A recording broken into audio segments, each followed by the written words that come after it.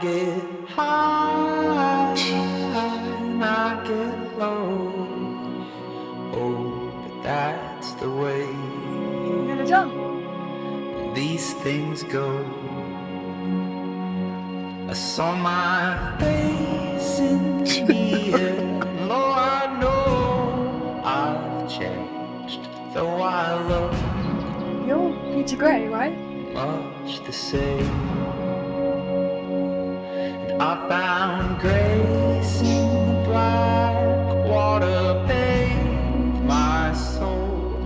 Tell my heart I told you so.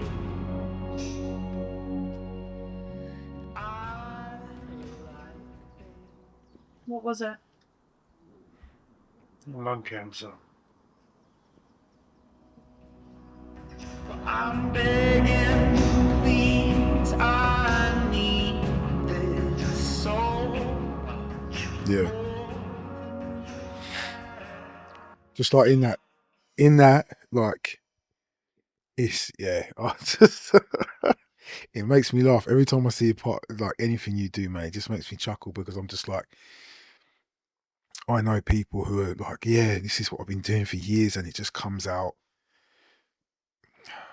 Say this, I'm gonna be nice, not great, but it's like you can see your hard work, your dedication in everything that you do. Like that is just, it's clean. Like it's the quality of the picture, the choice of song, the every way, even how it's balanced out.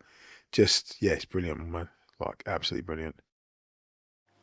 Going into this film, I really wanted to create something different. I think with all of my previous films, it's always been about a character being sort of degraded, and it's about their story of them going to rock bottom. And with this one, I wanted to do something that was the complete opposite, and it starts with them at a personal rock bottom, and it's them sort of gaining hope and achieving their goals that they wanted in life. And I feel like after making Dark Minds, which was personally very challenging, I feel like I needed to make something to boost my motivation in making films and to sort of be less critical on myself, which is why I made the characters so self-critical, so that I could sort of figure out my own answers and ways to my life through making a film about a character who has the same, well, one of those issues. Oh, but that's the way You're gonna jump. these things go. I was looking through the Airbnb photos, and I asked the person who was renting it out for the floor plan, and I went into Satellite 3D, which is an amazing lighting software, and I basically compiled the floor plans and the references and put all the furniture together and created all these amazing site plans. There was this lovely balcony which I wanted to shine projector mounts through to get lovely slashes of light, and I wanted to bounce a light into the ceiling of the balcony so that I could get a lovely accent light of the moon coming through the windows, it came across really nice, and all of the rooms were perfect for the blocking. I may have overlooked all of the trains and, being right on top of a train station, but visually it came out exactly how I wanted, and I've learned a lot from that process. I shot the film on Mikoton Speedmasters. They are T1.0 lenses. They can open extremely wide, and I wanted that because going into the film, I really wanted to shoot wide open. I wanted to shoot between a T1.4 and T2.0 so that I can get a lot of separation from the characters and their surroundings, and that really created sort of a sense of separation, a sense of isolation and dissociation from the world around them. The only time I broke this rule was for the bench scene where Leslie and Peter are talking about lung cancer, something I wanted them both to bond on, something I wanted them both to feel equal about. When I told you about my script, it seemed like you didn't like it. Why? Good, very good. I felt like you keep stress levels very low. I feel like you're good at, like, you know, conducting everyone, keeping everything nice and smooth, getting over problems. You're very good at problem solving. I feel like we overcame a couple of inconveniences and issues, but it all turned out to be okay. But yeah, I've had a very good experience. Today or just in general? For this whole project. This whole project has been really great. It's been quite stress-free. I had plenty of direction, plenty of support from all the others and everything, so it was a good experience overall. Just as professional as it was on Dark Minds. You're always in control, you're always aware of what's happening, there's never a problem. Whatever there's, even if there's any tiny little issue, a big issue, to you would just solve it and that'll be it. In my opinion, it went really smoothly, really smoothly. I feel like the whole process is done masterfully. Right, why are Sorry. you wearing a white hair clip? I'm wearing a white hair clip because my hair is too long and greasy today because I rolled out of bed. I can tell. Thank you. There's a shot in the film that does actually use invisible VFX, and it's the shot at the bench when Leslie walks away. And in that wide shot, you see a train sort of move perfectly in time with Leslie along the tracks. Now, we did get 5 takes of this trying to get it, but we couldn't get it. So what I decided to do was shoot a shot of the train going from right to left, and then I would get the shot of Leslie walking across the grass from the bench, and then I would mask the top half of the frame because it's a static shot on a tripod, and then I would reverse the shot of the train so it looks like it's going from left to right, and I slowed it down by about 60%. Grace in the black water bathe my soul and tell my heart. I think even though this film was a student film, I really wanted to make everyone involved feel like they are working on a more professional film.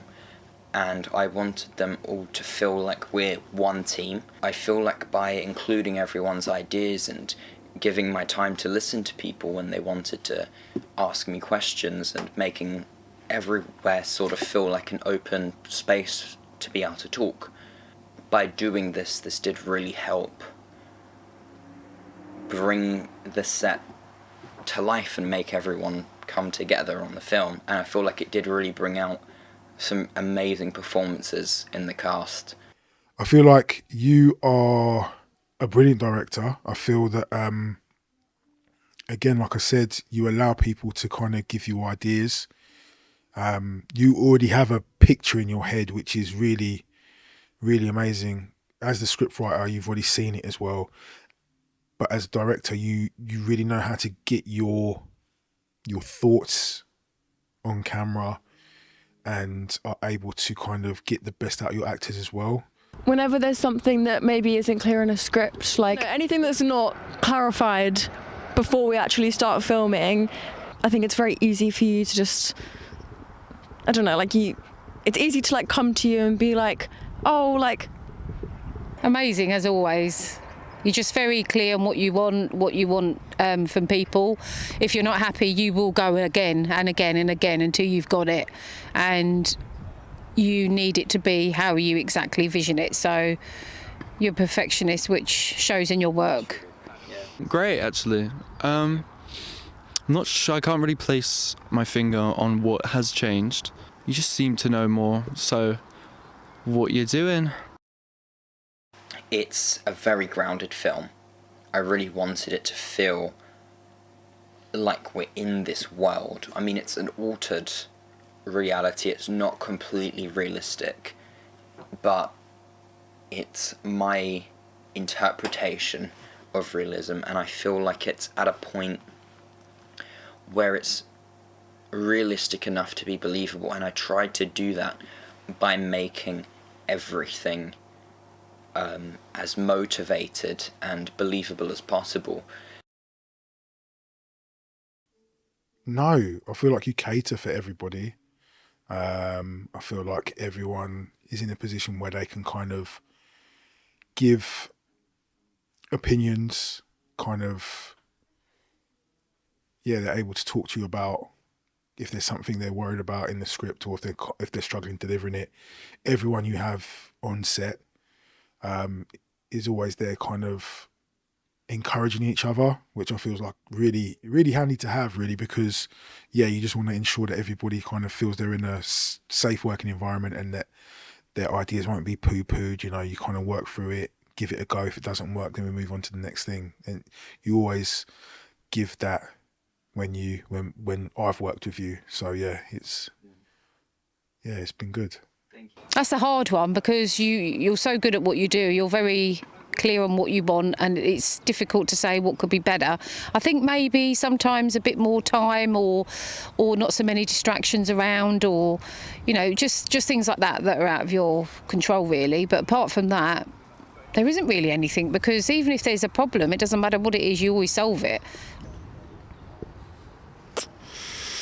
Your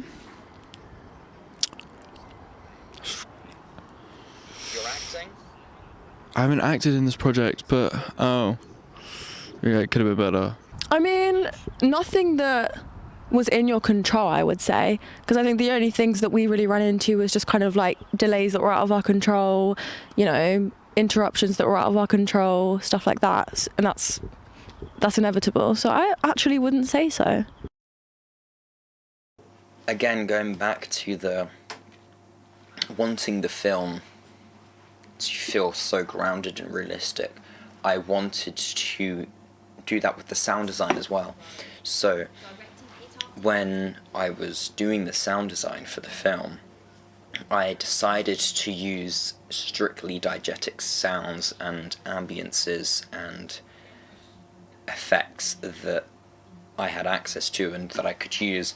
So, for example, this is especially persistent in the opening scene, where we hear fridge hums and room tones and the sound of the TV, and then as the tension builds, all of those sounds build up in volume. Grey has taken over the industry as a global phenomenon, as the world eagerly awaits his up. When we have the hit, I just basically did an equalization of the book being slammed, and I duplicated it, and I added a reverb to the second clip.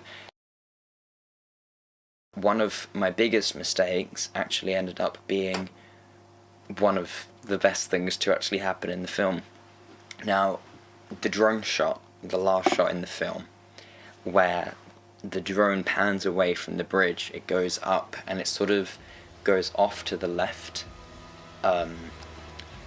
where the trees are, and that was actually a mistake, because it was supposed to stay perfectly aligned with the bridge the whole time and just slowly go up, but because I underestimated the strength of the wind above the tree line, the drone started to shift over to the left, which I wasn't exactly prepared for, but with a split-second decision, I decided, instead of trying to fight the wind or just letting it blow it away, I decided to move the drone with the wind. So I started flying it to the left smoothly so that it would sort of go with the wind. It does pick up in pace because I start moving with the wind, but it ended up looking a lot better than it would have if I just carried on going straight, and I'm really happy with it. It does feel like it is a really rewarding final shot.